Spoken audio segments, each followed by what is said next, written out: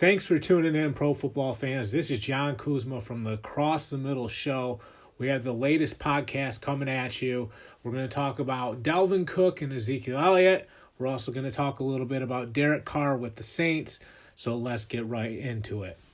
Starting with Dalvin Cook or Ezekiel Elliott. Right now, would you rather have Dalvin Cook or would you rather have Ezekiel Elliott? Now, this one's a little bit complex because over the past decade, only Derrick Henry has rushed for more yards than Ezekiel Elliott. So Ezekiel Elliott has been the number 2 running back over the past decade in yards produced.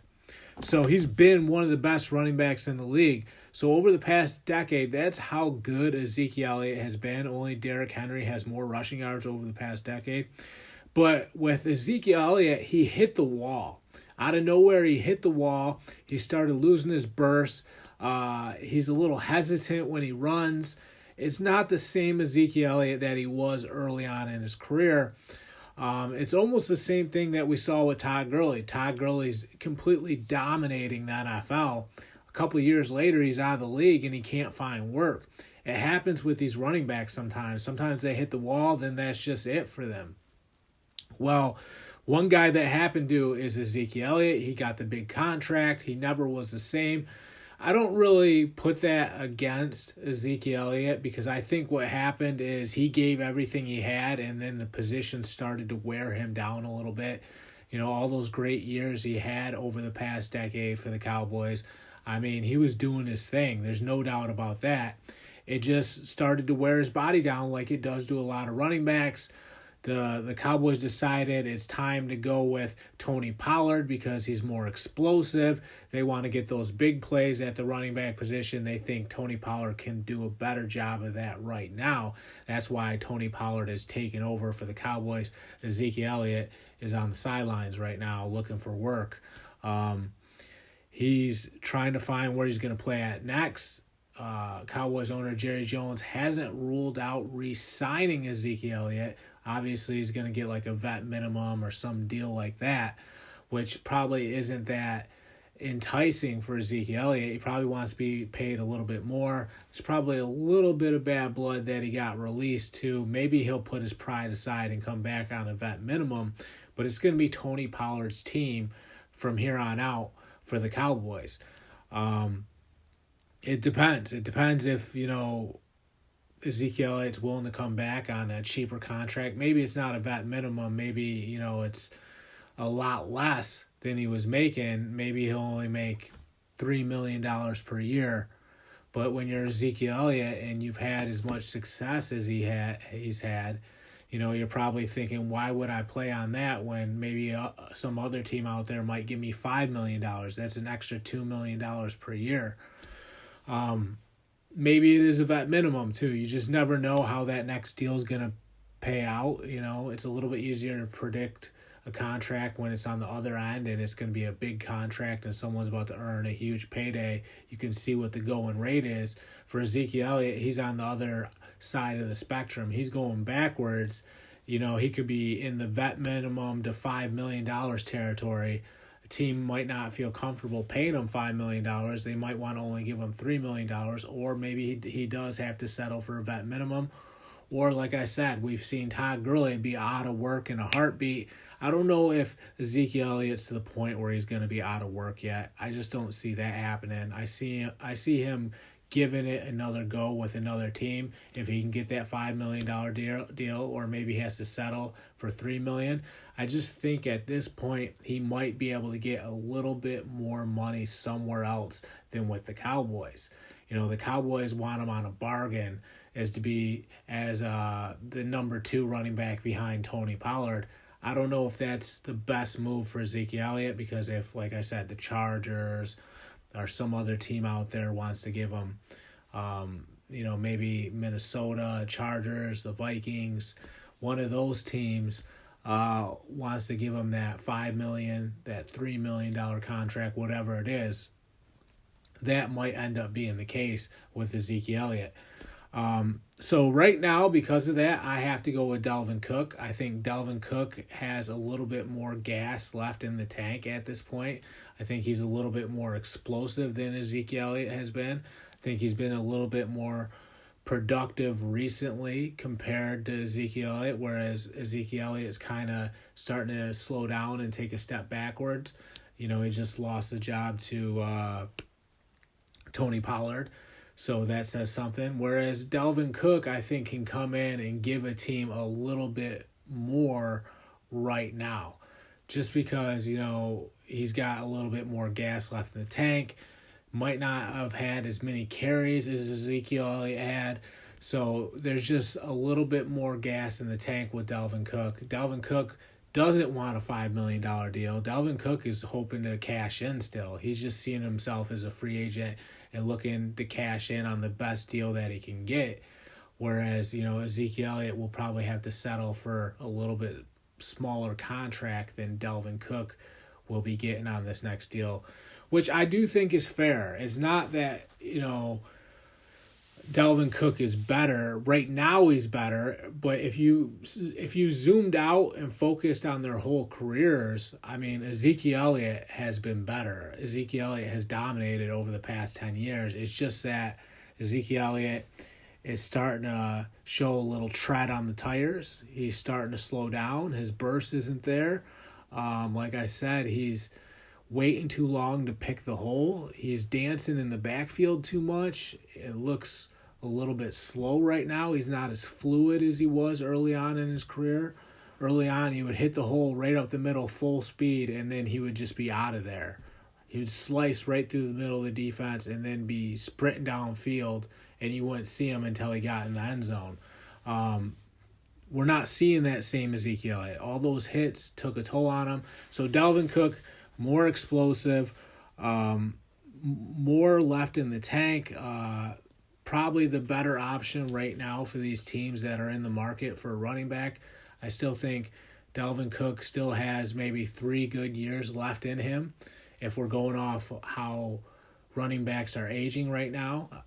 Like I said, Todd Gurley, Ezekiel Elliott, those guys hit the wall pretty hard. Even Le'Veon Bell before them hit the wall pretty hard. And just like that, a running back can lose it. Dalvin Cook's not there yet, though. He's got 2 or 3 good years left in the tank.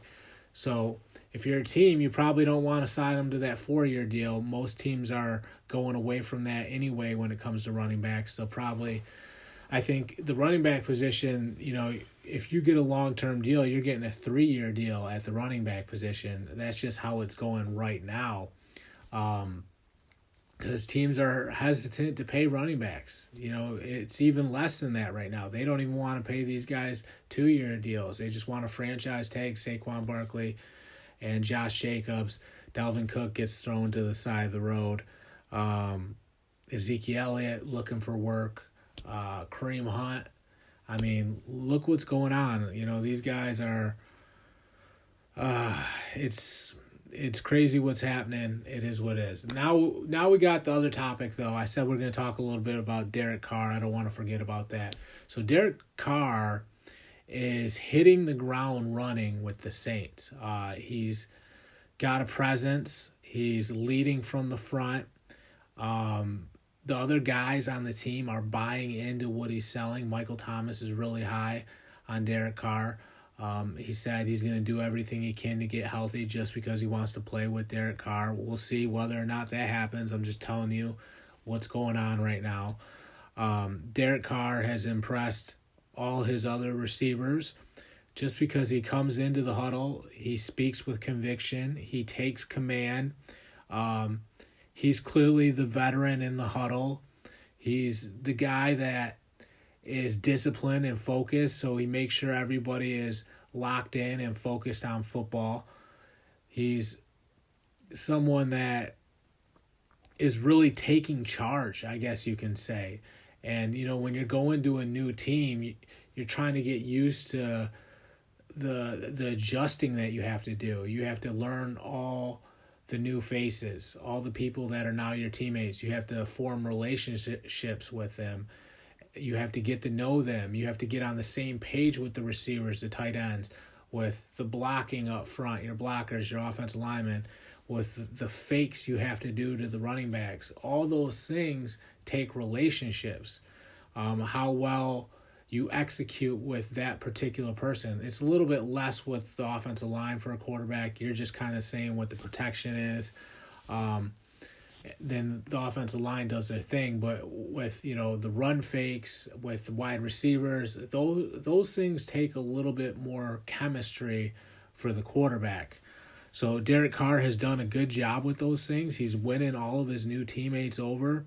Everybody feels like they're getting better. They're getting better by having Derek Carr there. Remember, they went through Jameis Winston and Andy Dalton this past year.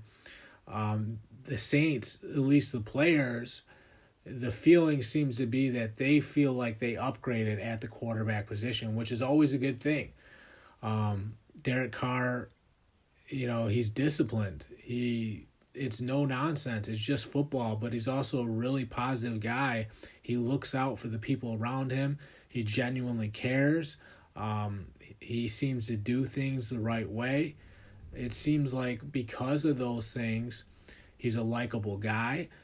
That's why people seem to follow Derek Carr. I think that's a big reason why Derek Carr has been able to hold on to a starting job for so long in the National Football League. Because even when things aren't going great, you're going to go through tough times. No matter who you are, you're going to have games that you struggle, games where you didn't execute as well as you should have, games where you're just maybe not at the top of your game. Maybe it's just a mediocre game that you have, not very good, not very bad, where it just feels like you just showed up.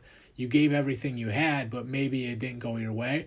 Well, when those things are happening, Derek Carr can always fall back on his leadership. And even when things aren't going his way, his leadership makes things better. So I think that's a big reason why Derek Carr has been able to hold on to a starting job for so long in the National Football League. Then he gets down there with the Saints, and suddenly they're kind of like, oh my God, this guy can actually play. He can actually take command of this team and help us be better than we were with Jameis Winston and Andy Dalton. So the Saints seem to be getting better. Remember, the NFC South is a little bit open because Tom Brady's not there with the Buccaneers anymore.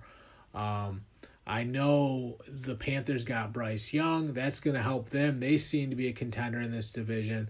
The Falcons can score some points on offense. It's a wide open division. It's not that much in anyone's favor. It was the Bucs when Tom Brady was there. You could say this division is in the Bucs' favor. It's going to probably go their way. I don't feel that way for any team except for the Saints right now, honestly. I think it's the Saints' division to lose.